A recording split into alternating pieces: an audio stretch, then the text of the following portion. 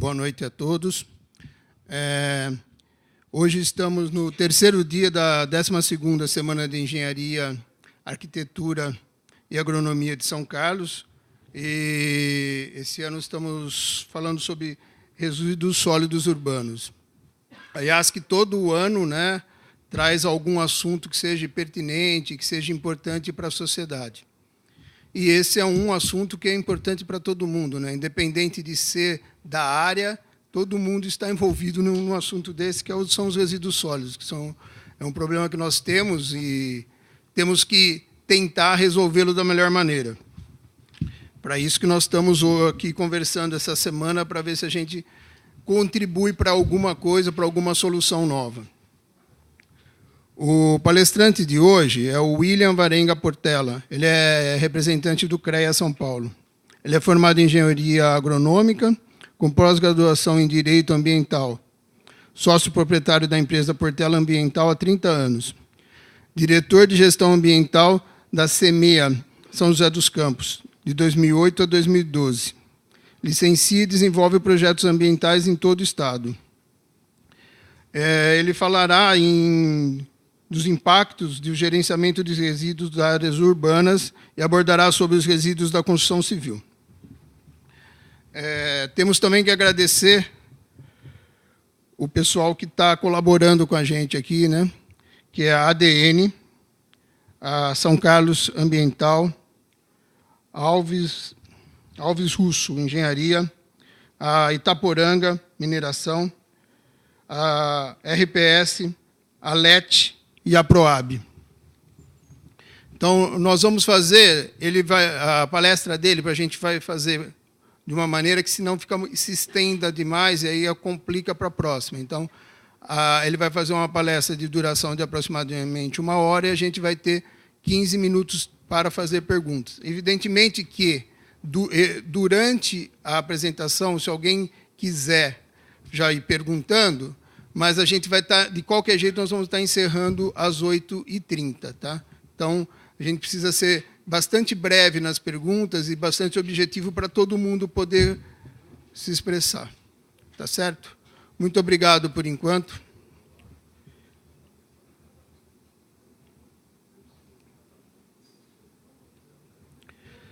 William, é com você aí. Você quer...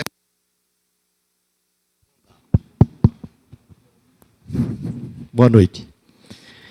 Antes de eu começar, eu gostaria de mostrar uma coisinha para vocês.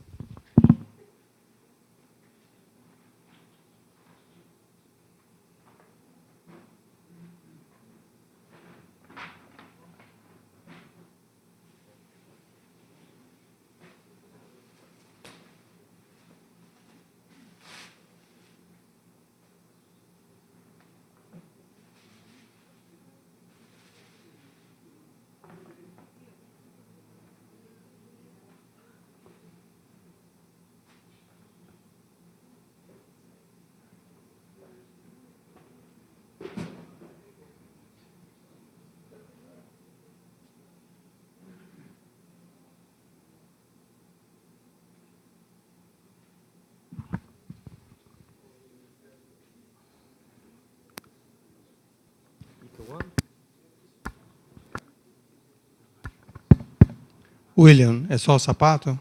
É. Que não está andando.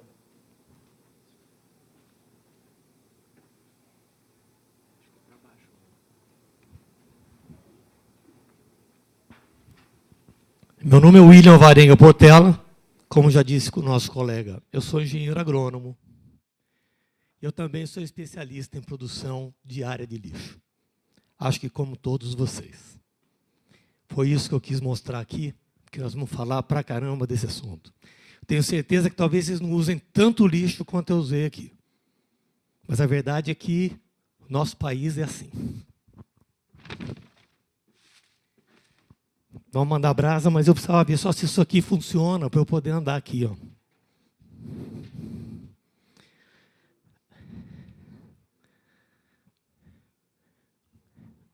Nós vamos falar sobre resíduos sólidos urbanos. São Carlos é aqui, e o mês de setembro, que é exatamente que a gente está hoje aqui. Então, vamos falar um pouco primeiro sobre o lixo. Tá. Sou de São José dos Campos, São Paulo, Vale do Paraíba, fico a 90 quilômetros de São Paulo, fico a 50 minutos da praia e mais 50 minutos da montanha, Campos do Jordão. Eu vou contar um pouco da minha experiência como profissional em 30 anos de empresa e mais 4 anos como diretor de gestão ambiental da Prefeitura de São José dos Campos. São José tem 700 mil habitantes, entre 680 mil e 700 mil habitantes. Hoje nós recolhemos em São José 700 toneladas de lixo orgânico por dia, 35 toneladas de lixo reciclável por dia, 3,50, né, 3 toneladas e meia de lixo hospitalar por dia, e todo esse recolhimento ele é feito das 6 às 0 horas diariamente. Tipos de lixo que a gente recolhe: orgânico, reciclável, hospitalar, químico, pilhas, baterias, pneus, eletroeletrônicos e resíduo de construção civil de grandes geradores. Grandes geradores são as construtoras do município de São José dos Campos. Como disse a pessoa que abriu, eu estou à disposição para pergunta a qualquer momento, e eu prefiro que o faça assim. Basta levantar a mão, eu paro, vocês parecem que têm 10 segundos para perguntar e eu 20 para responder. Até parece coisa de político, não é? Vamos lá.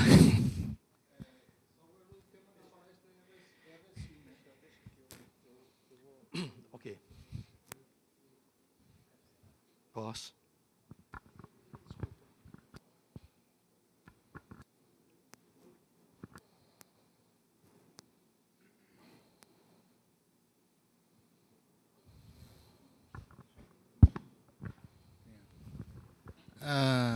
Eu pensava que o tema da palestra é RSU. Resíduos de construção civil? Não, resíduos sólidos urbanos, certo? E acontece que o senhor acabou de dizer que vocês recolhem resíduos de construção civil. Ora, pela nomenclatura mais usual, nós estamos habituados a associar resíduos sólidos urbanos a resíduos domiciliares e resíduos de varrição.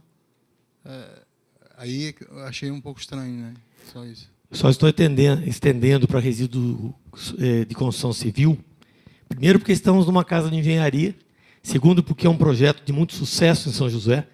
E, habitualmente, o resíduo de construção civil, na grande maioria dos municípios, ele é misturado com resíduo restante, orgânico, químico, industrial, seja lá o que for. Só por isso. E eu vou mostrar, inclusive, que a gente separa esse lixo. Ok? Então, vamos lá. Primeiro, o lixo orgânico. Ele é recolhido por empresa terceirizada em São José. Ele é depositado diariamente no aterro sanitário. Aterro sanitário de São José, ele não é um lixão, ele é um aterro sanitário mesmo. Eu vou falar bastante dele aqui. Ele já foi nota 10 da CETESB, de 0 a 10, ele já foi nota 10, até 2012. Depois ele caiu para nota 8,5, 8,3, e agora, exatamente hoje, ele é nota 9 da CETESB, ok? Então, é um aterro sanitário.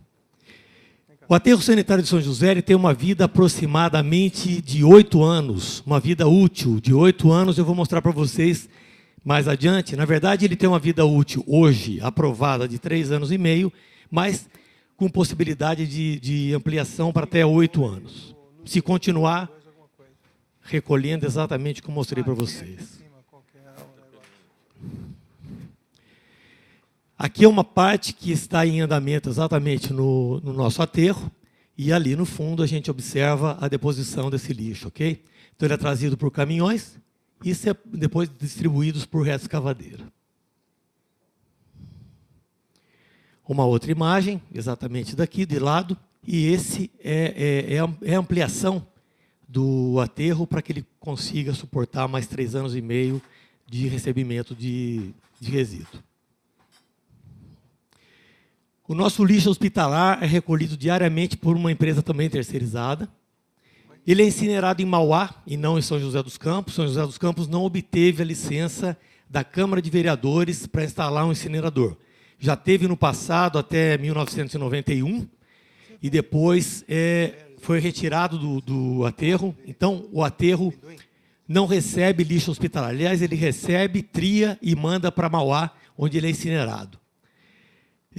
Esse lixo ele, inclui a incineração de animais domésticos. Esse é um dos serviços mais elogiados da empresa Urban, que administra o aterro, porque ele é feito através de agendamento, através do telefone 156.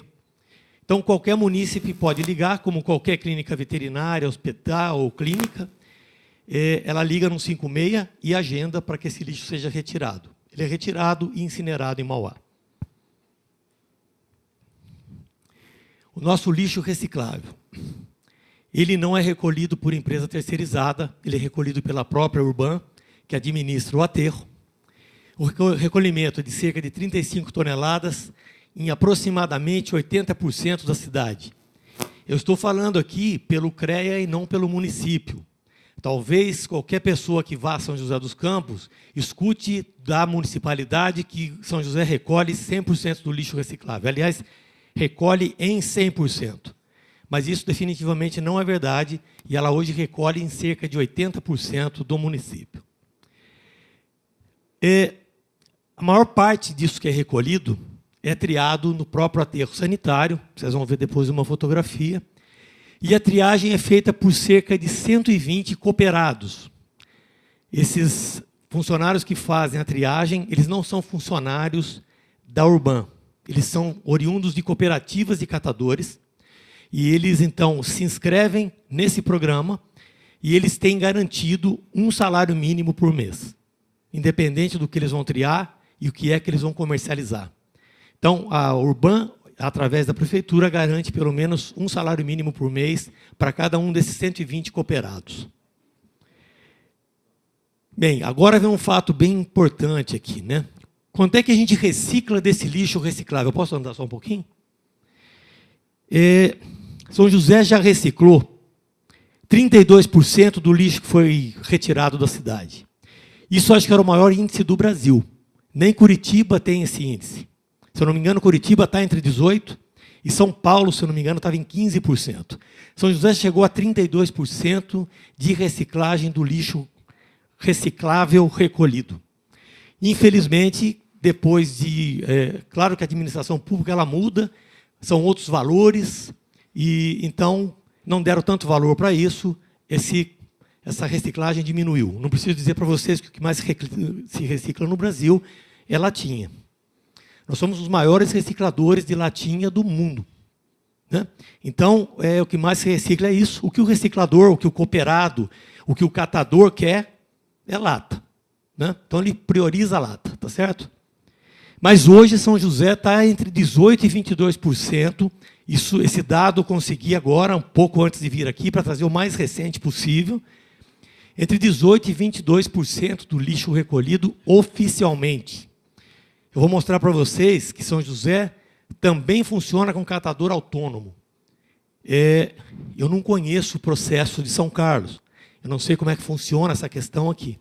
Mas São José tem essa triagem oficial, mas ela também permite que existam os catadores autônomos que trabalham pela cidade toda. Um dado importantíssimo disso aqui, que inclusive eu acabei de informar o diretor da Urban, que o que os catadores autônomos conseguem de aproveitamento do que eles recolhem na cidade é muito maior do que está acontecendo na triagem dentro do próprio aterro. Pois não. Boa noite. Eu queria saber se existe coleta seletiva, quando você fala que 80%, né, é recolhido, está sendo separado o reciclável do orgânico, porque você traz dois números separados. Então, a coleta seletiva está sendo feita. E outra coisa com relação à Urban, é uma autarquia? É uma autarquia. Ah, sim. Urban é uma autarquia e o lixo é recolhido separadamente, sim. Na cidade, em 80% da cidade. Embora eles preconizem que a cidade inteira, não é. 80% da cidade recebe Habitualmente, o lixo orgânico é retirado diariamente, o lixo reciclável 2 ou 3 vezes por semana, dependendo do bairro. Boa noite. Complementando a pergunta dela, como é que funciona a coleta de lixo reciclável nos domicílios? A cidade tem algum projeto para fazer essa coleta de maneira ordenada? Tem. Não é tão ordenada quanto você imagina, não, mas eu vou tentar te explicar. São José, há muitos anos, desde 2007 ou 2008, mais ou menos, trabalha muito na área de educação. Não tem como você não trabalhar com educação. A educação tem que permear todas as áreas. Para mim, a única solução que a gente tem para isso é a educação.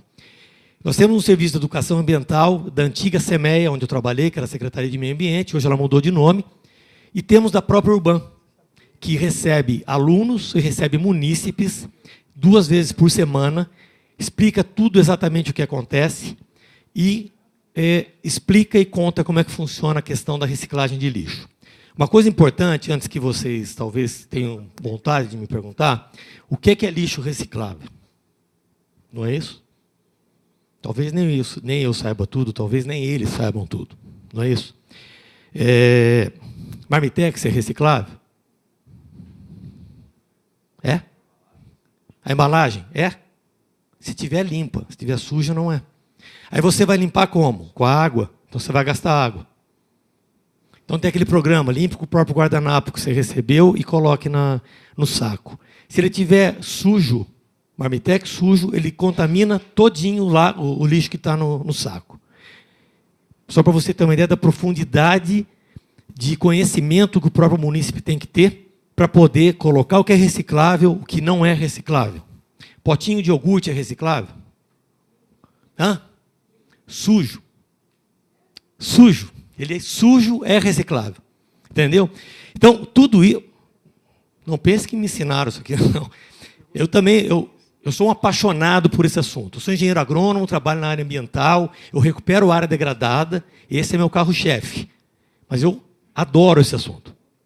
Então, por isso que eu vou atrás direto desse assunto, para saber exatamente como ele acontece. E tem coisas que a gente acha que é reciclável e não é, e o contrário é verdadeiro. Pois não.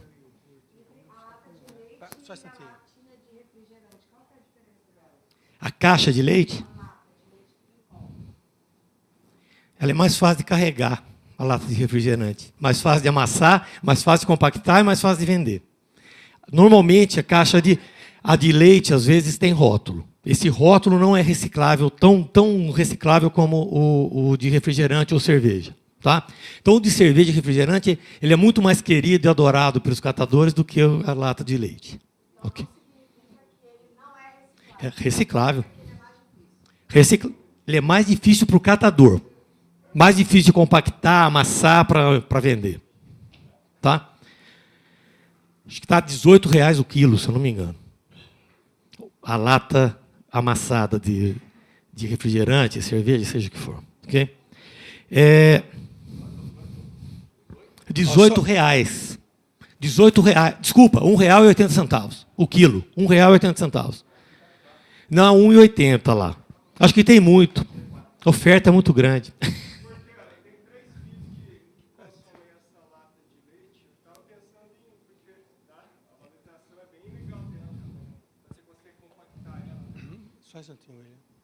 Eu vou pedir para o pessoal levantar a mão, eu vou até ele, você anuncia o seu nome e faz a sua pergunta naquele tempo que nós combinamos, 10 segundos. Pode ser? Então, vamos começar aqui com ele. Começa de novo, por favor. Boa noite, é Juliano meu nome. O Portela, até complementando a pergunta da moça ali, essa lata de leite em pó, ela entra no mesmo procedimento de reciclagem da lata de refrigerante ou de cerveja, ou são processos diferentes? São processos diferentes. Quem recicla essa lata normalmente de refrigerante e cerveja é o próprio fabricante disso. Normalmente Alcan ou Alcoa, não sou sócio de nenhuma das duas. A de leite vai para quem comercializa metal. É isso, ok? São materiais diferentes. Bom, então vamos continuar aqui agora. Mas vocês podem me parar a hora que vocês quiserem. Isso aqui que vocês estão vendo é um monte de lixo reciclável recolhido. Está vendo ali? Então, é isso que está aqui. Ó. Essa máquina coloca aqui isso aqui vai para o moinho, e do moinho vai para algumas esteiras que vocês vão ver na frente, é onde ficam os catadores. Essa é a área onde os catadores, que são funcionários, são 120, obviamente, que eles cumprem turnos, né? Então, não tem 120 pessoas aqui. O que eu trago são coisas reais, eu não tenho objetivo nenhum de esconder nada, de alterar nada, absolutamente. Então, quando eu falei para vocês que é impressionante a diferença entre o aproveitamento do catador autônomo e do catador da Urban, é por causa disso que vocês estão vendo aqui, ó. Aqui tem dois elevadores que colocam esse lixo na esteira. Isso aqui eles vão separando o que é plástico, papelão. Teoricamente, aqui só teria que ter lixo reciclável, mas, infelizmente, a população não joga só lixo reciclável. Muitas vezes tem lixo orgânico misturado. Tá? Independente, vou falar isso sem discriminação, obviamente, alguma. Classe econômica, A, B, C+, produz mais lixo reciclável do que orgânico. Classe C-, D e E, quase que só lixo orgânico. Tá certo? É muita embalagem mesmo de material que se compra, seja eletrodoméstico, qualquer coisa que se compre, é muito mais lixo reciclável nessas classes mais altas e lixo orgânico na classe mais baixa. Como é que a gente vê isso? Nos bairros, ok? Nos bairros, a gente vê se ele quer perguntar de novo, Juliano. Ô, Portela, deixa eu te fazer uma pergunta. Com relação àquela conscientização da pessoa separar em casa, tem algum estudo sobre isso? Vocês já têm alguma porcentagem disso? Eu falo isso porque eu comprei um monte de balde lá de cor, vermelho, plástico, coloquei em casa e minha mulher não fez nada disso. Entendeu? Bate nela. Tá, eu vou contar uma historinha para vocês da minha própria casa também. Eu adoro isso daqui. Minha família escuta isso aqui todo dia. Às vezes, churrasco de domingo em casa, a gente fala sobre lixo. Eles detestam, mas eu falo com eles. A gente faz uma certa educação. Isso hoje tem partido das escolas e algumas associações de amigos e bairros. O meu bairro, a associação, é inoperante nesse sentido. Eu sou um brigador mor por causa disso, mas eu só consigo fazer isso com os meus vizinhos. Eu não consigo fazer com o bairro inteiro. Então, a consciência de separar é através da associação de amigos e bairros, sindicatos e escolas públicas e escolas particulares, ok? Em São José não se separa por tipo de lixo. Ou é orgânico ou é reciclável. Ou úmido ou reciclável. As embalagens ou são azuis, ou são verdes, ou são azuis, ou são marrons. As azuis são todas recicláveis, qualquer outra cor é lixo úmido, tá certo? São dias diferentes e horários diferentes. Na minha rua, por exemplo, o catador de lixo reciclável passa segundas e sextas e o orgânico todos os dias. O reciclável pela manhã, sempre pela manhã, por causa disso aqui, sempre pela manhã. À tarde quase que não tem coleta de lixo reciclável e à noite o lixo úmido. É assim que acontece. Mas só os dois lixos. Ninguém separa plástico, papel e isopor, seja lá o que for. É reciclável orgânico, ok? Bem, o que eu estava dizendo para vocês, ó, esse aqui é o último sujeito da esteira, tá vendo aqui? Olha o que já passou. Aqui, eu garanto que não tem lata. Só vim louco. Lata não tem. Mas tem papelão, tem plástico, tá vendo? Plástico sujo, plástico colorido, aqui também tem, ó. O que a Urban faz? Ela pega esse lixo aqui e muitas vezes ela junta aqui embaixo da esteira e retorna lá, para ver se eles fazem uma nova catação. Mas sobra muito. Por isso que eu disse que é de 18% a 22% o aproveitamento do que a gente coleta de lixo reciclável. Agora eu vou falar do catador autônomo. Isso é uma rua. Esse prédio já sabe que vai acontecer a passagem do catador autônomo. Ele tem hora, dia, número de pessoas E os caminhões e carros espetaculares. Eu tentei tirar uma fotografia de um caminhãozinho para vocês, mas não consegui, mas de um carro eu consegui, de um Corcel 2, vocês vão ver aqui. Então, olha, está vendo aqui? Esse prédio, ele só coloca lixo reciclável aqui. Esse prédio eu conheço, e eu sei, eu conheço as catadoras. Tem uma moça que trabalha na minha família há muitos anos, o nome dela é Quitéria. E as moças que trabalham aqui são tão parecidas com ela que eu chamo de as Quitérias. E elas adoram, que um dia vão escrever atrás da camiseta porque gostaram do nome. Está vendo? Ó, aquele prédio é um, esse prédio é outro. Sempre em tambor azul. O síndico sabe que ele tem que colocar tambor azul. Isso aqui está caído aqui num saco preto, mas o que tem dentro aqui é só papelão. Essas fotos são feitas por mim. Por isso que eu sei que é só papelão. Aqui estão duas das quitérias. Então é assim que elas trabalham. Ó. Elas vêm com esses bags, né? A mãe passa com os bags vazios, vai jogando na frente dos prédios, as filhas vêm atrás, elas fazem a distinção entre garrafa PET, metal, papel e papelão, e elas vão separando por bag. A mãe dá a volta num quarteirão enorme, junta a parte dela, volta para lá e vem catando no caminhão e colocando os bags cheios em cima do caminhão. Ok? Elas trabalham de segunda a sábado, das 5h30 da manhã até a hora que tiver lixo. Ok? Eu não perguntei o salário dela. Falei, você ganha mais do que um funcionário que trabalha na Urbana? Ela falou, não sei quanto ele ganha. Eu falei, 1.000. Ela falou, ganha bem mais. Essas moças são 5. Elas que comercializam tudo. Elas que comercializam. Pegam a receita, pagam todos os custos, inclusive o aluguel de um terreno, licenciado pela prefeitura, e depois elas racham o lucro. Diz que é muito mais do que R$1.000 por mês. Aqui mais uma fotografia das quitérias no mesmo lugar, e elas catando. Está vendo? Elas têm até o uniforme delas. É bem legal. Elas são extremamente organizadas. Essas quitérias. Espetaculares, são exemplares. E mais, eu perguntei para elas quanto sobra em média de lixo não reciclável aqui. Ela falou que normalmente um tambor desse. O resto elas levam tudo embora. Então a produtividade delas é uma coisa espantosamente maior. E eu estou tentando convencer o diretor da Urban para tentar ampliar esse processo de catador. Claro que dando um suporte para não acontecer.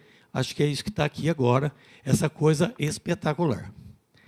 Esse é o meio de transporte do lixo. Ó, isso aqui é real. É real. É assim que eles transportam mesmo. Esse cara ganha 100 pau por dia. Falou para mim. Falei, mas quanto você ganha por mês? Falou, se eu trabalhar domingo, eu ganho 100 pau por 30 dias. É isso. Mas aqui, ó, ele trabalha com o mesmo sistema de bag, tá vendo? Só que é um outro prédio. E o carrão dele é esse aqui, com esse monte de coisa em cima. Falar para você, pode carregar esse treco no trânsito? Claro que não pode. Mas se a prefeitura não fizer isso aqui, ó, o que é mais prejudicial para a saúde? Esses caras não causam acidente. A gente não tem índice de acidente de carro com o catador. Não tem. Não tem. Senão isso já apareceria em jornal e tudo mais. As quitérias, elas têm 3 peruas rurais. Não precisa dizer que elas ampliaram a caçamba e vai para cima, e o lixo vai torto, e vai chacoalhando, mas não cai. Porque se cair é dinheiro jogado fora. Tá certo? Então, também é catador autônomo. Estava meio frio lá, por isso que eles estão com essa blusinha aqui. Ó. Foto de antes de ontem, para trazer para vocês. Ok? Acabei lixo reciclável. Querem conversar um pouco disso? Vou começar outra coisa. Vai lá.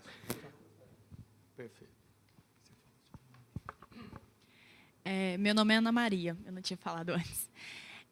Com relação a esses catadores que são contratados pela Urban e trabalham dentro do galpão, eles só recebem esse salário. Com relação à produtividade, eles recebem do... Aliás, deixa eu melhorar minha pergunta. É porque o que a gente conhece de muitas cooperativas é que eles ganham de acordo com o que eles vendem. Então, exatamente. Por isso que elas estão trabalhando todos os dias e elas estão indo ralar na rua e suando e tudo mais. Mas, então, assim, eu quero saber se eles também recebem relativo ao material reciclável vendido, porque isso eu acho que afeta a produtividade deles. Tá. Ótima pergunta sua. Na verdade, eles recebem R$1.000 porque se eles produzirem menos, a prefeitura banca. Eles só recebem o que eles racharem, os 120 de tudo que eles venderam. Ok? Se eles ganharem menos, a prefeitura garante os 1.000. Um salário mínimo. Se eles ganharem mais, é o que eles ganharam. Ok? Eu vou... Está gravando isso aqui? William.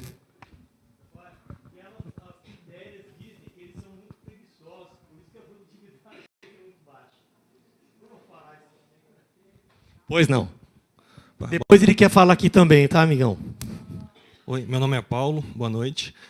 Você falou que tem uma área licenciada pela prefeitura por material coletado pelas quitérias? Sim. É isso? ATT, área de triagem e transbordo. Isso para todos os autônomos? Não. Isso? Como funciona esse sistema? 50% dos autônomos vendem direto. Deixa eu ver se eu volto aqui. Esse camarada, ele tira daqui e já leva direto para o comprador. Todo dia. Ele já tem um comprador certo. Não preciso dizer que o que ele cata é produto certo para vender. Então, ele não tem um lugar de triagem de transbordo. As quitérias têm.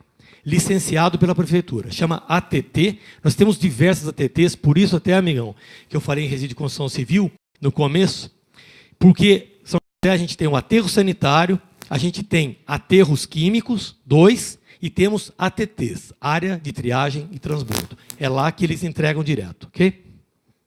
Doutor William, meu nome é Eupídio. Acho que nós temos o mesmo sentimento pelo sucata. Eu tenho mais de 40 anos com reciclagem. A pergunta que eu vou fazer é a seguinte: quais condições que a prefeitura dá para a coleta seletiva?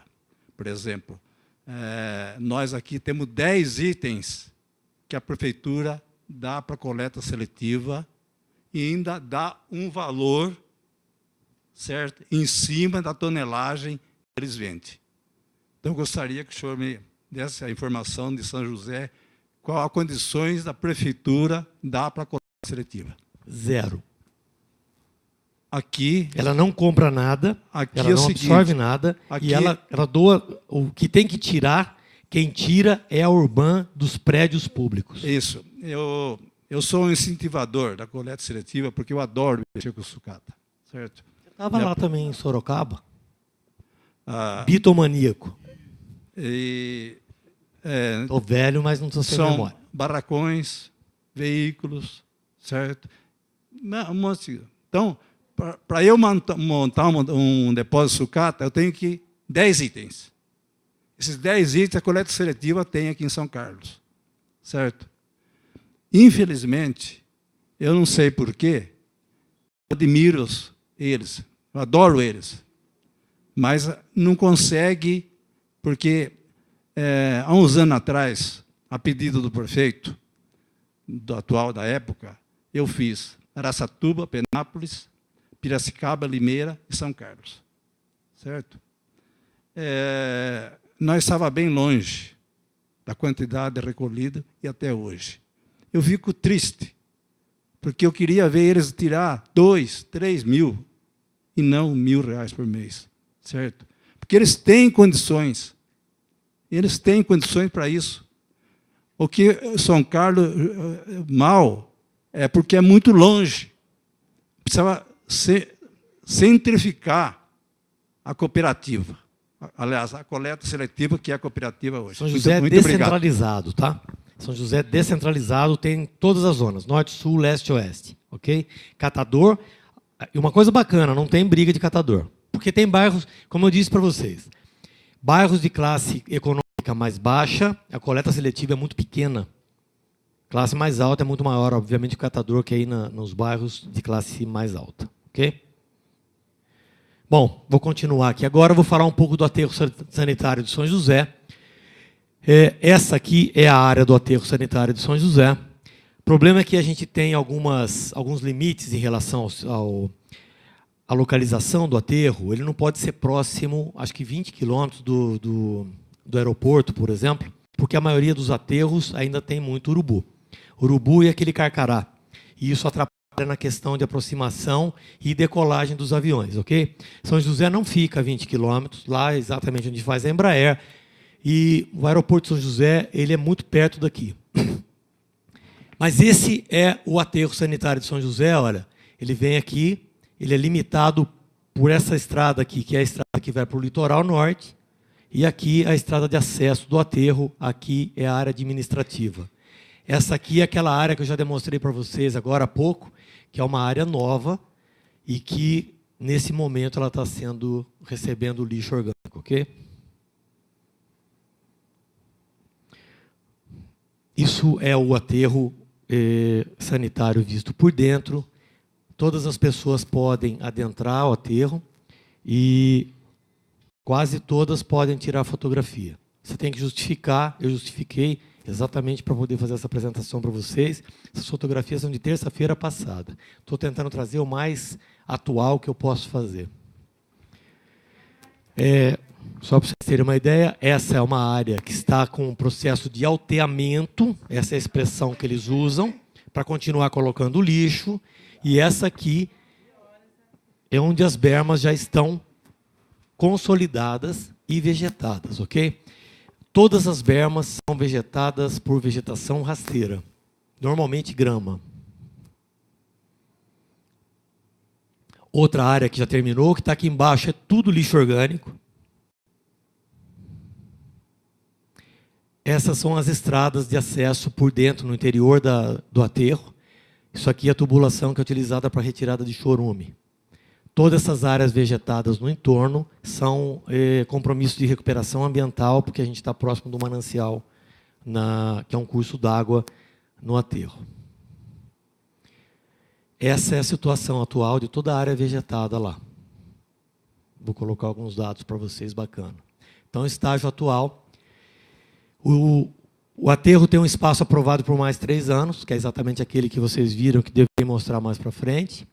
O alteamento vai gerar mais 5 anos, então vão chegar a 8 anos, se continuar com essa geração e esse depósito de lixo que eu falei para vocês no começo. Ele é todo reflorestado no seu entorno, vocês viram aquilo naquela foto aérea, que eu posso voltar depois se vocês quiserem. E eles têm mais de 30 espécies arbóreas. Eu sou engenheiro agrônomo, por isso que eu estou citando isso, nosso colega também é. A lei de reflorestamento do estado de São Paulo exige um mínimo de 30 espécies distintas de vegetação arbórea nativa para que ele possa ser aprovado. E o aterro tem hoje a constatação, através do levantamento de fauna, de 132 espécies diferentes. Eu até perguntei se esses 132 é o urubu e o carcará, mas eles me falaram que não é. Então, o urubu e o carcará estão fora. Talvez vocês tenham uma vontade enorme de me perguntar assim, poxa, mas que mágica é essa de não ter o urubu e o carcará? Alguém gostaria de saber isso? Por que será que não tem nem o urubu e nem o carcará? Bom, primeiro que o processo todo é um processo muito bom, por isso que ele é nota 9,2 da CETESB. Então, o lixo ele é recebido e, imediatamente, no mesmo dia, ele é recoberto por solo. Obviamente que a gente está degradando uma área para fazer isso aqui, mas, normalmente, essas áreas degradadas são oriundas de loteamentos ou de prédios de construção civil voltada para a área habitacional. Então, eles recebem a terra lá, ou licenciam uma área nova e depois eles cumprem um outro termo de compromisso para poder reflorestar. Isso já afasta muitíssimo os carcarás. Os urubus só vêm normalmente quando tem muito animal grande, morto, e que atraia. Então, a cobertura com terra auxilia muitíssimo o fato de espantar esses 2 tipos de ave. Mas, talvez em algumas fotos na frente, vocês vão ver 2 camaradinhos lá que parece que estão perdidos lá, andando a pé. Eles estão com rojão. Então, eles soltam rojão se por um acaso aparecer urubu ou carcará. Eles têm que tirar os bichos de lá, porque senão eles podem causar um acidente aéreo. Porque o aeroporto não fica tão longe, ok? Mas, até esse ano, eu sou conselheiro do CREA, minha segunda gestão, sou da Câmara de Agronomia, e eu vou mostrar para vocês aqui um sistema que, para mim, é espetacular, que são os pontos de entrega voluntária de São José, que funcionam muitíssimo bem. E eu sempre falava isso e ninguém acreditava, até que eles resolveram fazer essa visita em São José, foram lá, olhar a área e constataram isso. A mesma coisa é o aterro sanitário de São José, ele é aberto para visita. Quem quiser lá ver, pode ver. Então, tudo que eu estou dizendo aqui são coisas reais, a gente tem pouquíssimo urubu e pouquíssimo carcará. Eu não vi nenhum nesse dia que eu fui lá.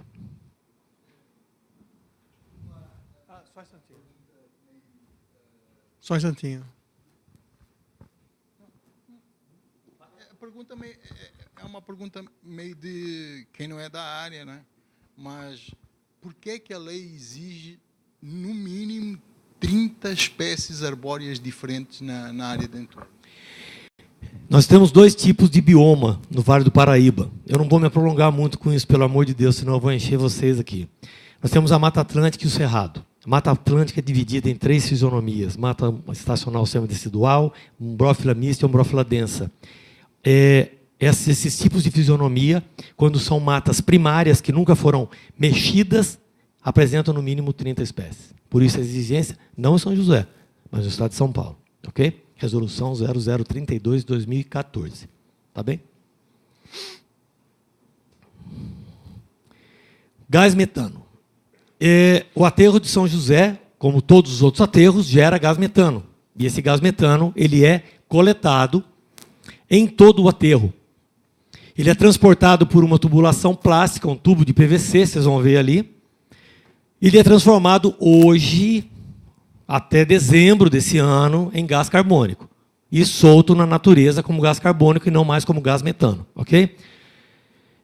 Se a gente não tiver oxigênio, a gente também não vive. Então, esse gás carbônico não está fazendo bem para a gente. Mas ele é muito melhor que o gás metano. Então, ele é totalmente transformado em gás carbônico e jogado na natureza de volta. Atualmente está em estágio final a transformação desse gás metano em energia, a princípio para gerir o aterro sanitário. Mas pela quantidade de gás metano, pelas pessoas que trabalham com isso, vai sobrar muita energia e isso deverá ser distribuído pelos outros órgãos públicos da prefeitura. Essa energia, ok? Gerada. São José já vendeu o gás metano na bolsa. Só que naquele período de paralisação que eu disse para vocês, isso caiu e o gás metano não era aproveitado. Pois não. William, meu nome é Ademir. Você transforma esse gás metânico queimando ele em gás carbônico, é isso? Está aqui, eu vou mostrar para vocês. Então, o recolhimento é feito assim, ó. Está vendo aqui? Ele é feito aqui, ó, pelo aterro inteiro. Esses tubos, eles captam o gás metano e captam o chorume. Chorume é líquido, é pesado e desce. O gás é, obviamente, com a versão gasosa, sobe e vai para as tubulações. Então, ele é coletado aqui e transportado aqui, olha, por essas mangueiras pretas que tem ao longo do aterro inteiro. Tá? Sem querer me ater muito a isso, essa vegetação aqui é uma vegetação exótica, invasora, que está sendo retirada paulatinamente do aterro sanitário. Isso aqui é uma planta que se chama vulgarmente de leucena, ok? E ela se esparrama de uma forma absurda, 180 mudas por metro quadrado. Eu tive a pachorra de fazer um quadrado e medir. Contei, 180 mudas por metro quadrado. Isso aqui é um absurdo.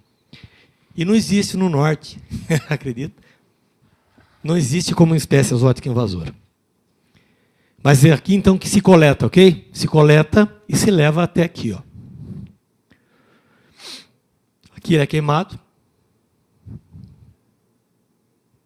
E aqui ele é despachado para a natureza, ok? É exatamente esse lugar aqui que ele vai ser aproveitado para gerar energia. Tá? Eles vão só alterar isso aqui, fazer as modificações necessárias, mas vai ser usado exatamente esse lugar para transformar isso aí em energia. Respondi?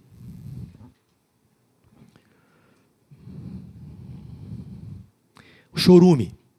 Obviamente que o chorume de aterro sanitário, ele contém metal pesado, prejudicial para a natureza, ele contamina os mananciais, ele contamina o freático, ok? Então, ele precisa ser tratado para depois jogar. Então, ele é recolhido em todo o aterro também, daquela mesma forma que eu disse para vocês. Ele é transportado por canalização subterrânea, ele é depositado em lagoas e depois transportado, depois de decantado, ele é levado até a estação de tratamento da Sabesp. A Sabesp é a concessionária que administra São José, e vai administrar por mais 40 anos, então eu posso falar o nome dela aqui. É ela que trata e, depois de tratado, devolve para o manancial, que lá em São José é o Rio Paraíba. Nós estamos na bacia do Rio Paraíba, do sul. Então, o recolhimento é feito exatamente aqui, como eu disse para vocês. Ó. Então, vários pontos do aterro a gente tem essa situação. Essa é aquela área que está sendo utilizada agora. É levado até essa lagoa de decantação. Essa aqui é uma de 2 lagoas. Essa aqui está em ampliação. Eu até tirei essa fotografia da lagoa para poder mostrar para vocês como é que é a questão da vegetação do entorno. Completamente recuperado. Olha. Isso aqui é só vegetação nativa. Alguém quer falar de chorume ou de gás metano? Se quiser, à tua disposição, mas vocês podem falar a qualquer hora também, que eu não tenho problema nenhum. Vamos falar sobre pilhas, baterias, pneus e eletroeletrônicos, né? A minha opinião é que os fabricantes tinham que pegar isso de volta. Essa é uma opinião minha, muito particular. Todos os fabricantes tinham que pegar isso de volta. Obrigados a pegar de volta. Alguns pegam, outros não pegam, ok? Isso aqui é retirado ou pela própria Urban, através da coleta seletiva formal, ou pelos catadores. Os catadores também negociam tudo isso que está aqui. Os pneus de São José hoje, eles são triados na Urban ou em ATTs e são levados para uma fábrica que transforma isso o máximo que dá em asfalto, que é o correto. Eu tenho uma opinião também muito minha a respeito de material reciclável, que esse negócio de fazer artesanato com material reciclável, me desculpa, mas isso não funciona. Pneu, ele tem que virar asfalto. Papelão tem que virar papelão, plástico tem que virar plástico de novo. Essa é a questão, ok? E para quem acha que o gesso pode ser utilizado na área agrícola, também não pode. Esse gesso que a gente retira da construção civil, ele é contaminado, ele, apesar de suspender o pH, ele contamina o solo. Mas o gesso hoje é reciclável. Só não quis me ater a essas classes de lixo aqui, porque senão a gente ia ficar falando academicamente, que não é meu objetivo, ok? Bem, então como é que eles são recolhidos, né? Diariamente por agendamento. Você pode ligar no 56 e falar assim, eu moro num lugar tal, eu quero que vocês venham recolher pilha e bateria aqui da minha casa. Eu tenho 2 televisões que eu quero jogar fora, tenho uma geladeira, um micro-ondas, seja lá o que for. Em vez de jogar no rio, que a grande maioria das pessoas de várias cidades fazem, a Urban vai e recolhe na própria casa. São José não tem recolhimento de material oriundo de casa colocado na beira da calçada. Ou ele coloca separado para ser recolhido nos dias corretos, ou aquilo vai ficar lá e ele vai tomar uma multa. É assim que funciona. Eles são depositados num aterro, né, para triagem, ou nos PEVs. Eu citei PEV aqui, vou falar já deles, mas são os pontos de entrega voluntária. São José não tem ecoponto, não tem ponto ecológico, lá tem ponto de entrega voluntária, é assim que chama. A cidade inteira já conhece os PEVs. O Juliano até perguntou isso aqui para mim, é interessante. O sujeito pode não ser educado para separar o lixo, mas o PEV ele conhece. Já vou contar a história dos PEVs. E são comercializados pelas cooperativas, esse material aqui. Okay? Então, os PEVs. O que são os PEVs? São pontos de entrega voluntária. Antes de eu mostrar para vocês aqui, eu preciso contar um pouco a historinha disso aqui. Isso começou em 2009, mais ou menos. E quando eu estava na Secretaria de Meio Ambiente, eu era diretor, e meu secretário é um ambientalista, muito conhecido em São José e tal. Hoje ele está em Mogi das Cruzes. Nós criamos esse projeto, nós da Secretaria, e levamos isso para a Câmara Municipal. Vocês imaginam o que o vereador achou que era o PEV? Faz ideia? Alguém falou? Lixão. O PEV é um lixão. Aonde você vai colocar o lixão? Eu não quero na minha casa. Todo mundo adora árvore, feira e ponto de ônibus, não é isso? Mas não na porta da minha casa. A porta da minha casa é sacanagem. Põe na casa do Ademir lá. Pô. Agora, você vai colocar o PEV do lado da minha casa, isso aqui vai ficar fedendo lixo o dia inteiro. Leva para o lixão, não é isso? E foi isso que aconteceu. Eu trouxe a fotografia de um PEV aqui para vocês, e eu fiz questão de trazer esse aqui, porque esse aqui tem uma história muito legal.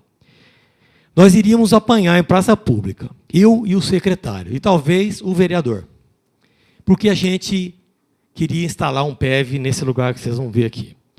Resolvemos fazer a reunião na sala paroquial com a presença do padre, porque assim, pelo menos, matar a gente, eles não iam.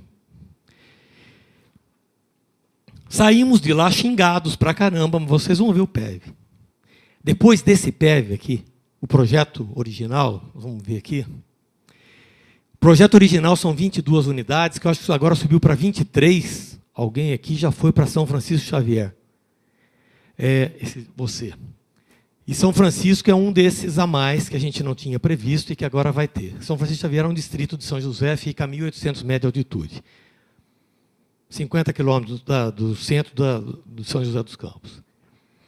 12 estão implantados.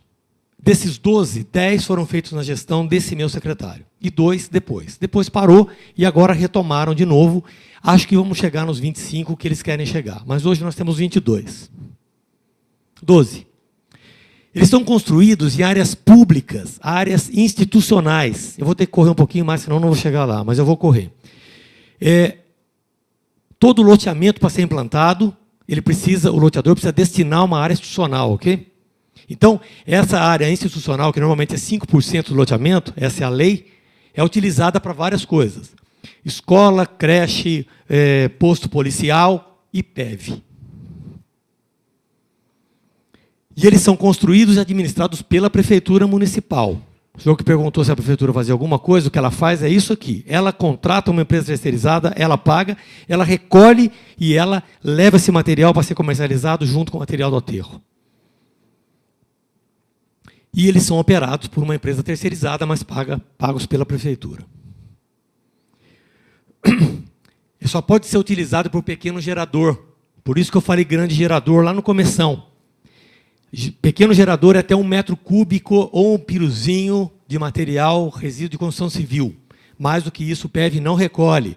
Não adianta querer enganar o camarada do PEV, levar um carrinho hoje, levar outro amanhã, depois da manhã levar mais 2. Quando entrar lá, ele vai pegar o nominho da pessoa, o RG e a placa do carro. Ok? Então não adianta ele querer levar 5 caminhões de entulho, porque ele não vai conseguir depositar. Então, resíduo de construção civil até 1 metro cúbico. Ali está quadrado, desculpa, mas é 1 metro cúbico. Eletroeletrônicos, podas de jardins residenciais, não adianta chegar lá com um caminhão basculante de poda que não vai colocar. Pilhas, lâmpadas, baterias, telhas de amianto, inclusive, eles recolhem, e aí a Urban leva para o aterro químico. Pneus, madeiras e gesso. Imóveis. Os móveis, muitas vezes, são reciclados por outros cooperados e depois revendidos, ok? Esse é o PEV do bairro 31 de Março. É esse aqui que a gente achou que ia morrer. Então, o PEV é isso aqui, olha. É uma área dessa aqui. Inteirinha jardinada na parte externa. Esses pneuzinhos pintados são as pessoas que pintam e a gente não tira esse prazer deles de deixar isso, na opinião deles, bonito, então eles deixam. Essa é a igreja que eu contei para vocês que a gente fez a reunião. Só para não falar que eu menti. Isso aqui é a plaquinha, ela diz exatamente o que é esse PEV, para que ele serve. Aqui é a entrada do PEV, está vendo aqui, ó, para a pessoa entrar, a pé ela entra. De carro, o funcionário tem que tirar esses cones daqui, que senão ela não entra. Aqui está tudo separado, olha. Desse jeitão aqui, escrito da forma por eles, mas está tudo aqui. Madeira, poda, entulho, enfim, tudo que é depositado lá. Aqui tem telha de amianto, aqui tem restos de móveis, e aqui tem plástico, papel, papelão, seja lá o que for. Eu vou voltar só um pouquinho para mostrar uma coisa para vocês que eu não sei se tem na outra. Pessoa que entra de carro, ela entra de carro por aqui, ela faz um percurso até aqui em cima, estaciona o carro de ré, descarrega nessas caçambas e sai por aqui. Todos os PEVs têm a mesma conformação. Isso é um projeto único. Ele custava R$60 mil. Acho que deve ser alguma coisa parecida com isso. Só que não compra a área porque a área já é pública.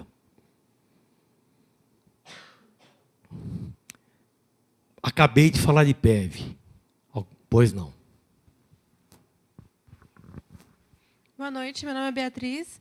E eu gostaria de perguntar, porque você comentou que todo mundo conhece os PEVs, queria saber como é que foi esse processo de divulgação e popularidade do PEV. Horrível. O primeiro foi horrível, eles queriam matar a gente. Entendeu? Até o momento que esse PEV aqui, do Parque 31 de Março, resolveu nos apoiar. A gente fez um jardim de presente, aqui do lado tem uma pista de caminhada, tem equipamento de ginástica e tudo mais. E eles resolveram apoiar, falaram, nós vamos ver. É o primeiro cheiro, vocês estão para fora daqui, nós vamos fechar nós, vamos quebrar tudo e tirar isso daqui. Bem, a hora que isso aqui funcionou, isso aqui foi uma divulgação do próprio vereador, da própria Associação de Amigos de Bairros, levou para cada bairro. Hoje tem pedido no 56 para criar a PEV. Mas foi desse jeito. E como? As pessoas vão lá e usam isso aqui. E usam de uma forma extremamente bacana. São 50 toneladas mês. Eles vão, eles descarregam, eles saem. A única coisa que o funcionário faz é, ele vai, pede o nome, o RG e a placa do carro. Só. 3. 3 por PEV. Domingo a domingo. Abre todos os dias, até às 18 horas. Os 3 são simultâneos. Eles, na verdade, tentam, 2 ficam organizando. A pessoa muitas vezes chega e fala assim, eu trouxe isso daqui. Isso é telha de amianto. Não, não é não. Isso aqui é daquela telha Eternite. É amianto. Então, você tem que jogar aqui. Eles vão orientando. Obviamente que chega uma pessoa só para descarregar uma geladeira. Não tem como, eles ajudam a descarregar a geladeira. Entendeu? Então, 2 ajudam e um fica na administração do carro lá. Pega nome e tal. E eles trocam. Não tem uma função específica. Os 3 fazem tudo. De domingo a domingo, das 8 às 18 horas. Tudo pela prefeitura. Qual a diferença de PEVs com a educação do povo? Não é. Eu fui para Goiânia 3 vezes. Estavam tentando me convencer para ir embora para Goiânia, mas eu não fui. Graças a Deus, eu não consigo, agora é muito seco. Primeiro dia que eu fui lá, contei dos PEVs para ele, ele falou assim, mas isso aqui em Goiânia nós temos 680. Falei, nossa, 680 PEVs? Poxa, posso ir até um? Não precisa, abre a janela que você vai ver aqui. E eu olhei. Ecoponto é um lugar normalmente fechado com a grade, com um cadeado, que os caras arrebentam todo dia e eles jogam lá dentro o que eles querem. Não é administrado por ninguém. São lugares pequenos que a pessoa vai, coloca por uma boca, que não dá para ele tirar, não dá para o catador tirar, tem que tirar com cadeado. Eu vi isso não só em Goiânia, como vi isso em várias cidades do Brasil.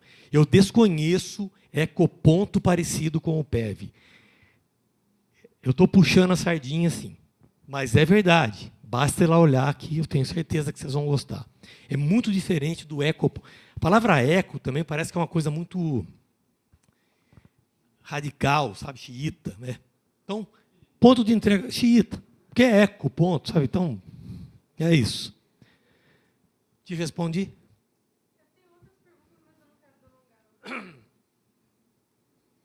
Pois ali fora você me pergunta. Eu sempre peço para a pessoa perguntar aqui, sabe por quê? Porque às vezes o que você quer saber, um monte de gente quer saber. Tem mais 2 minutos para deixar você entrar. Na verdade, é porque eu estou pesquisando sobre esse assunto de informação, de sensibilização das pessoas, e eu encontro, o que eu estou encontrando é essa dificuldade de passar essa informação, de sensibilização, essa forma. Se você dá um papelzinho, a pessoa vai ler esse papel? Não. Então, e não aí, vai. Ela tem que saber funcionar. A hora que funciona, e olha só, isso aqui só funcionava com a gente, funcionário da CEMEA. A gente ia na rua, a gente pegava o camarada. Por que você está jogando esse sofá aqui? Joga lá para mim. Esse é o negócio. Entendeu? A gente foi fazer. Depois que elas veem que funcionam, aí você pega e traz gente de outro bairro para ver esse daqui. Você tem que fazer um dar certo. Você tem que acertar na mosca. É meio erro seu, fura o projeto. Participei do início desse treco. Oi. Bernardo, custo disso aí? Os funcionários ganham R$ 1.300, que dobrado dá R$ 2.600 por funcionário, e, obviamente, que não pagam nada para alugar. E a retirada, o custo é o mesmo, porque quem retira daqui é a Urban, que já faz esse trabalho na cidade toda. Ela só passa lá no reciclável e leva para o aterro ou leva direto para o comprador. Não, a terceirizada assim, é contratação de mão de obra terceirizada. Ele não contrata por CLT e não contrata por estatutário. É uma empresa. Entendeu? Geradora, essas RH da vida. Vale por 2 anos, depois tem novamente licitação. Estou falando de coisas bem... né? Então, vou falar um pouco da reciclagem de matéria orgânica, porque a gente falou bastante disso aqui. Estou com medo de não conseguir. Eu vou tentar correr. Tá? Não adianta a gente fazer tudo isso, tirar 35 toneladas e deixar 700 toneladas. Então, isso que eu vou mostrar para vocês aqui é uma compra minha, pessoal. Eu briguei, eu comprei essa briga aqui. Pessoal mesmo, é isso que eu vou apresentar para vocês. Eu reciclo, eu faço compostagem através do uso de minhoca californiana. Eu comecei com isso há 15 anos atrás, mas eu queria vender o resíduo. Eu queria vender o substrato. Hoje eu não quero. Hoje eu quero ensinar a população para eu não ficar numa cidade que tenha que pagar um aterro. Então, eu comecei a fazer isso aqui sem custo nenhum. Hoje eu tenho um projeto que a gente chama de imersão ambiental no meu viveiro e eu levo as escolas públicas, particulares, pagas para participar. A cada 10 compras de uma escola particular, eu ponho uma pública do meu bolso. Eu faço o uso de trincheiras e canteiros horizontais. Quem não souber o que é isso, eu vou mostrar ali na frente. Eu uso as caixas plásticas em casas e apartamentos. Com isso, eu reduzo a deposição de material de jardinagem no aterro. Então, eu estou implantando isso em loteamento horizontal e loteamento e condomínio vertical, com essas trincheiras ou com os canteiros, e o uso das caixas plásticas, ok? Isso precisam comprar a ideia, você está entendendo? Então, no final, eu produzo composto orgânico, que a pessoa usa na própria casa, nos próprios vasos, nos próprios loteamentos, nos próprios condomínios verticais. E eu uso o chorume como adubação foliar. O meu chorume não tem metal pesado, tá certo? Que eu estou jogando lá, resto de poda e comida não temperada. Zero. Quem falou zero junto comigo? Você conhece o processo? Eu tenho na minha casa. Zero. Zero. Zero de cheiro. Esse é o meu viveiro. Eu produzo muda de árvore. Eu não produzo horta.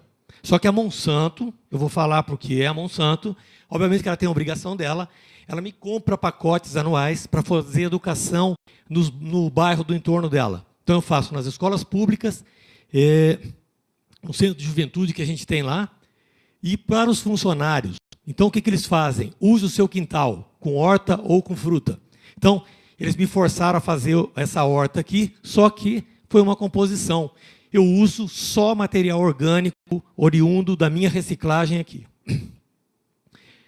Tirei essa foto ontem. Tem alface desse tamanho assim. Não sou produtor de alface, eu faço parte ambiental, mas alface desse tamanho assim. Podia ter trazido um até, né? Sortear. Meu produto não é orgânico, ele é agroecológico, porque eu não tenho histórico. Eu não tenho 2 anos de certificação, por isso que ele não é orgânico. Ele é agroecológico, tá? Isso aqui são as trincheiras, ó. Então eu uso isso aqui, tá vendo? Eu abri com máquina. Eu uso essa terra para recobrir uma parte da minha compostagem e tudo que eu produzo eu jogo aqui. Eu não tenho uma barraquinha de coco, mas eu recebo dos vendedores de coco do entorno que coloco aqui também. Eu tenho um irmão tão ou mais maluco do que eu sou o mais velho da minha empresa, eu sempre invento essas modas e até eu vender essa ideia para eles, não é mole, nem para o meu filho e para o meu irmão é mole. Mas depois que eu vendo e eles compram, o projeto é deles, posso ir embora. Ele resolveu inocular minhoca aqui. Isso eu nunca vi. Ele acha que isso aqui vai abaixar uma hora. Eu estou torcendo para acontecer. Isso é novo para a gente, tá? E aqui no fundo, ó, também não tinha minhoca. Tive que comprar as primeiras 500. Se é que tinha 500 no pacote, eu não contei. Não, não dá. Eu peguei, o meu viveiro é inteirinho formado por material reciclável, reciclado, inteirinho, tudo. Bambu gigante, eucalipto, tudo. Isso aqui é bambu gigante que eu produzo no meu próprio viveiro. E eu tinha essas caixas aqui, de caixa d'água, que tinham jogado fora, e iam para o aterro, eu resolvi colocar as minhocas aqui dentro, e eu produzo minhoca aqui que eu dou para quem participa do meu projeto. São essas caixas aqui, ó. E uso todo esse produto para produzir aqui. Ó, aqui atrás está um lugar que eu já tirei composto e estou tirando nesse momento. Está vendo? E aqui está um vazio.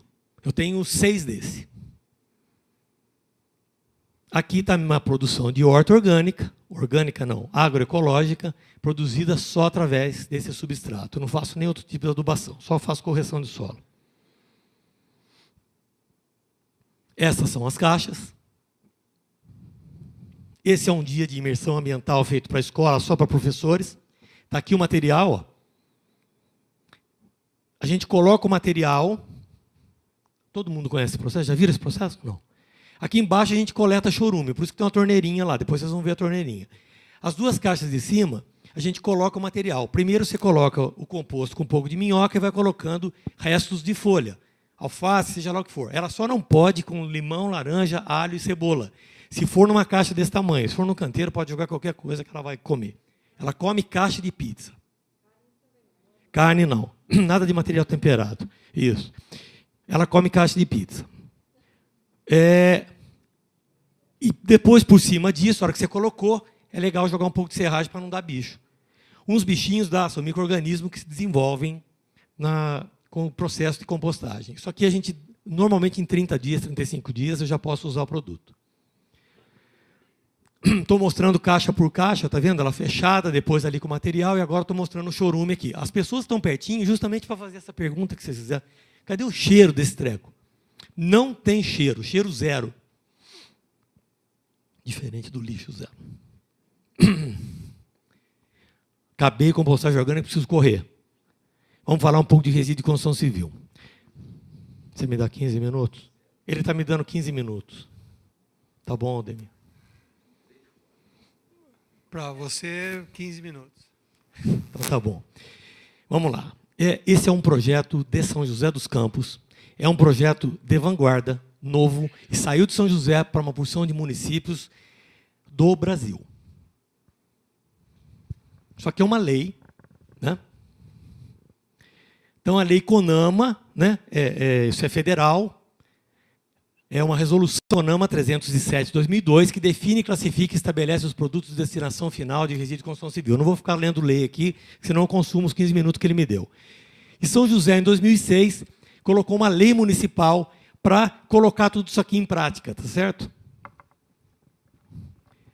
Então, foi criado, várias cidades já usam esse nome aqui, que é o Projeto de Gerenciamento de Resíduo de Construção Civil, conhecido vulgarmente por nós por PGRCC. Eu só estou falando com o engenheiro aqui, não? Engenheiro e arquiteto? Não? Engenheiro e arquiteto está ganhando dinheiro com isso aqui. Eu, inclusive. A gente vende isso aqui. O projeto. Não muito caro, mas a gente vende o projeto, ok? Isso é um meio do engenheiro e o arquiteto ganhar dinheiro. Então, vamos lá.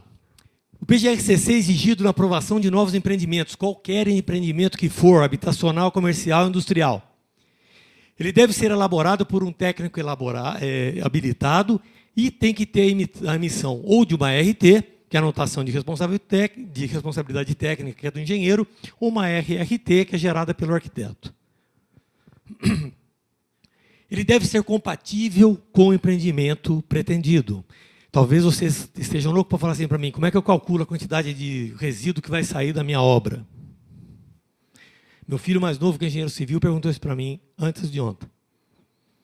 Só por experimentação, tentativa e erro. A gente começou isso em 2009, quase fomos expulsos da cidade também. Inclusive, os caçambeiros agora são chamados de transportadores. Assim como os areieiros são mineradores. Eu sou engenheiro mesmo, mas eu já peguei um PGRCC de um arquiteto dizendo que um prédio dele, habitacional, com uso de gesso, você é arquiteto? e que o resíduo de gesso ia ser 0. Porque seria utilizado com cautela. Alguém já viu aqui um gesseiro sair de dentro de uma sala que não tivesse parecendo um fantasma? Você vai lavar o cara onde, meu? No box? E esse gesso vai para onde? Que usado com cautela, isso é uma piada, né? Não se aceita mais esse tipo de colocação lá, tá certo? Seja por arquiteto ou por engenheiro. Ele deve ser realista. Não adianta, o sujeito vai lá e fala assim, eu vou gerar lá, acho que umas 3.000 toneladas de madeira. Você vai mesmo? Claro que você não vai. Então ele tem que ser realista. E ele tem que ser acompanhado até a obtenção do ABI-TC. Então, como é que isso aqui é feito? O sujeito vai lá, vai aprovar uma obra. Qualquer desse tipo de obra que eu estou dizendo para vocês. A prefeitura exige, entre todas as outras coisas, o PGR-CC. Online. O camarada vai dizer quanto vai gerar, quem vai transportar e para onde que o transportador vai levar. Online. Então, o sujeito fala assim, eu vou entregar para o Ademir 3 caçambas de terra. O Ademir, o transportador, vai me dar um recibo e vai entregar para o senhor 3 caçambas de terra, que ele é de uma TT. Ele vai dar um recibo para o Ademir. Tudo isso online. O que não tiver online gera multa e não deixa tirar o ABITSE. Ok? Em São José, cada caçamba de entulho jogada fora com comprovação custa R$15.000 de multa. Por caçamba, por 6 metros cúbicos. Claro que funciona, né? Porque multa, grana. Então, ele é acompanhado até o ABITSE. Normalmente uma obra do reais. Ela começou com 5.000, hoje está 15. Fotografou, mandou, pegou. São José, é isso aí, cortar árvore. Começou a cortar a árvore, ligou a motosserra, um abraço apertado. Quem que deve fazer? Grandes polos geradores de resíduos são construtores e loteadores, pois não? William, Ademir, eu tenho uma pergunta com relação a resíduo de construção civil. Existe uma certa granularidade que você tem que controlar para depositar esse material? Não, não deposita, não. Ele gera, diz quem vai transportar. O transportador tem que ser cadastrado online na prefeitura, ele tem que ter autorização. As caçambas são chipadas. Todas as caçambas têm chip. O fiscal de qualquer área da prefeitura, se ele vê a caçamba, ele entra em contato com a prefeitura, vê se aquela caçamba está autorizada e está indo da onde para onde. Ele está indo do centro para a zona leste. O que ele está fazendo na zona norte? Segue o cara e é 15 conto de multa.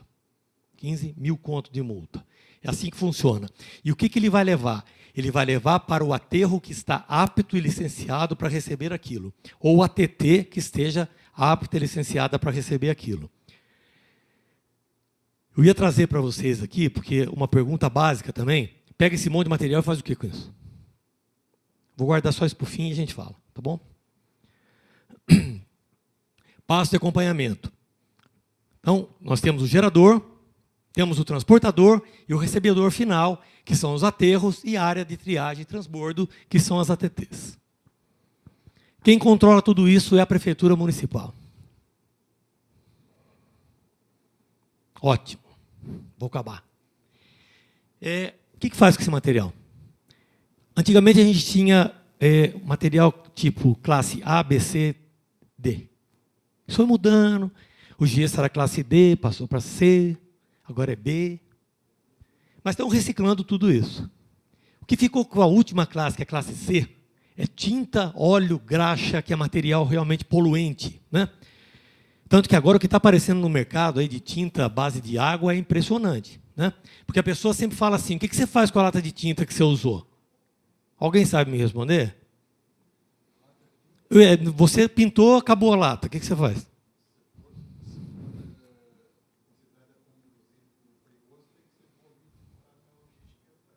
E eles recebem? Não.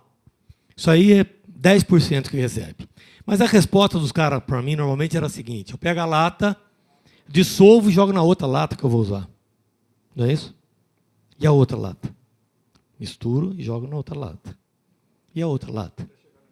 Até chegar a hora que ele vai falar assim, meu jardineiro vai usar para carregar terra.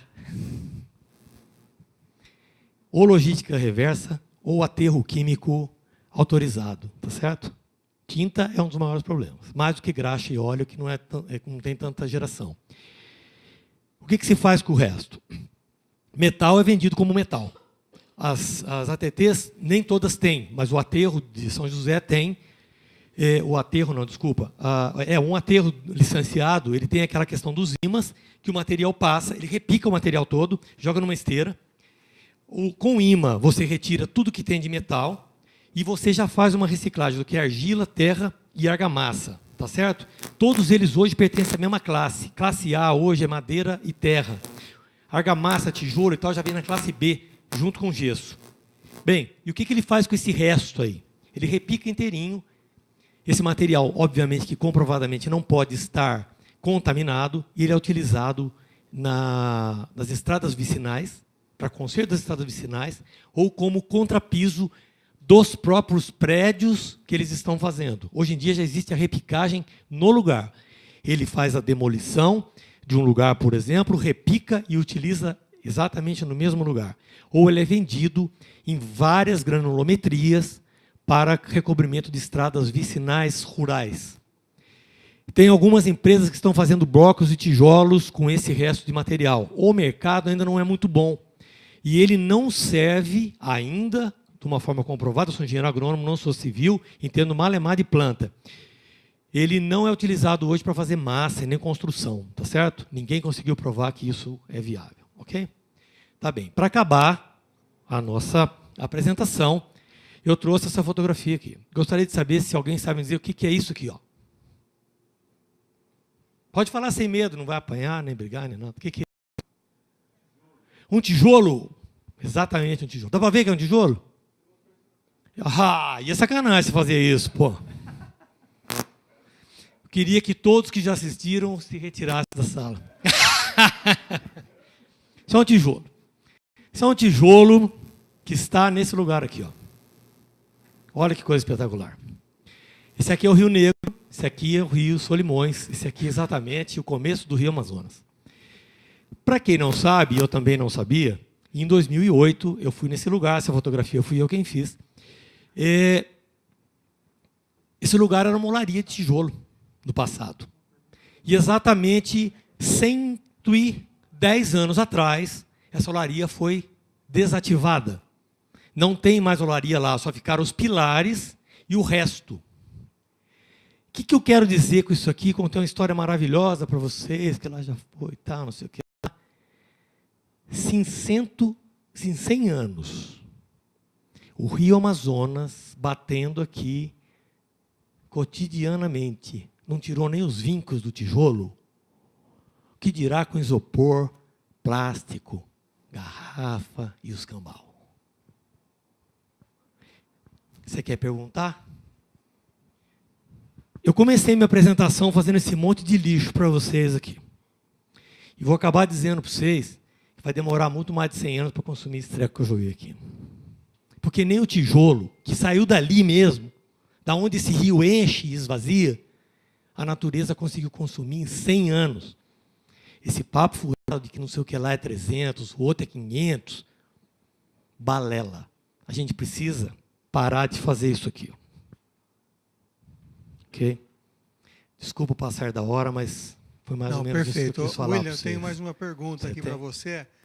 Que isso aqui eu acho que todo mundo tem a mesma pergunta para você, continuando o que a Beatriz já começou.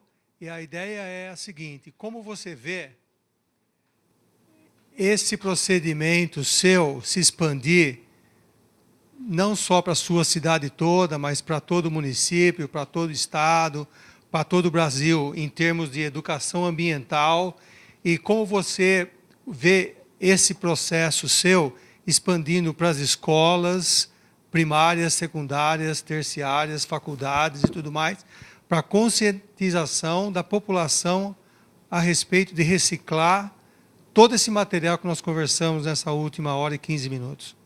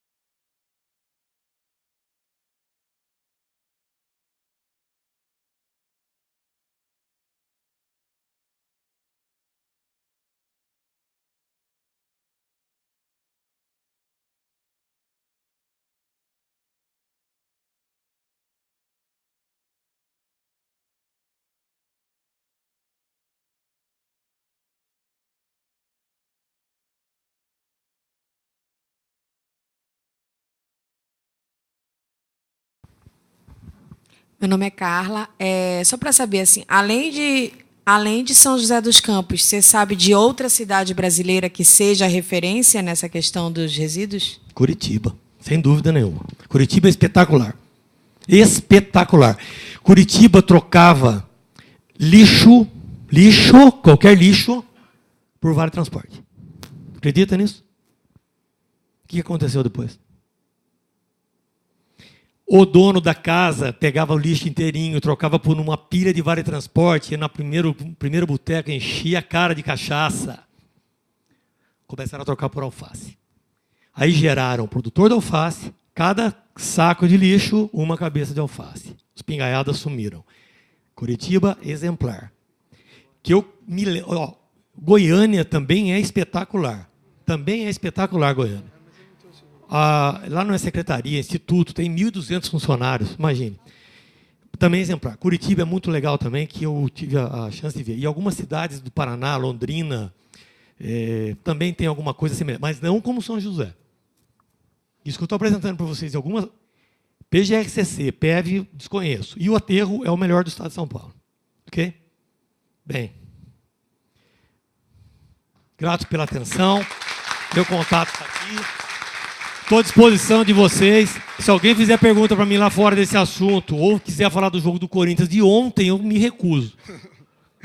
Obrigado, William, pela presença. Está devendo agora uma próxima para trazer da borboleta e da lagartixa. Ótimo, trarei.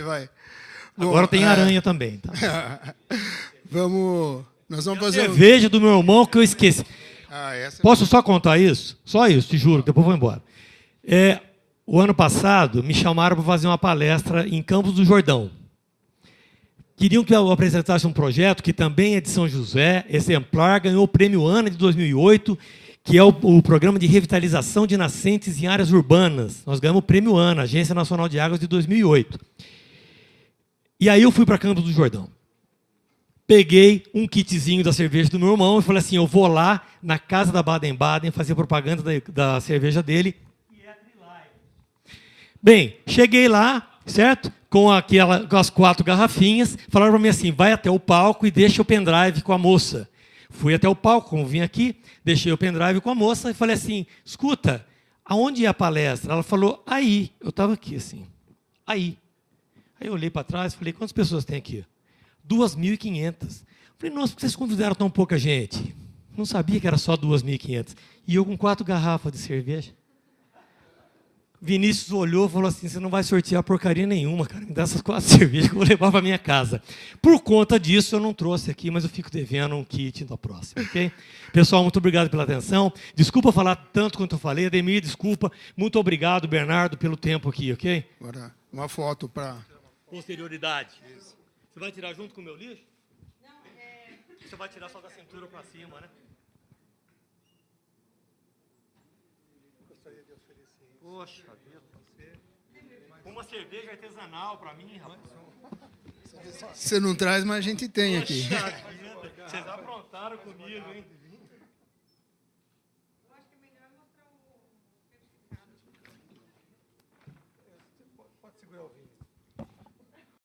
Posso segurar e tomar. Vamos tomar. Bom, gente, agora nós vamos fazer um break ali no salão ao lado e a gente volta, então, às 9h05 para a segunda palestra. Não é desse assunto aqui, né? Nem do Corinthians de ontem. O goleiro do Flamengo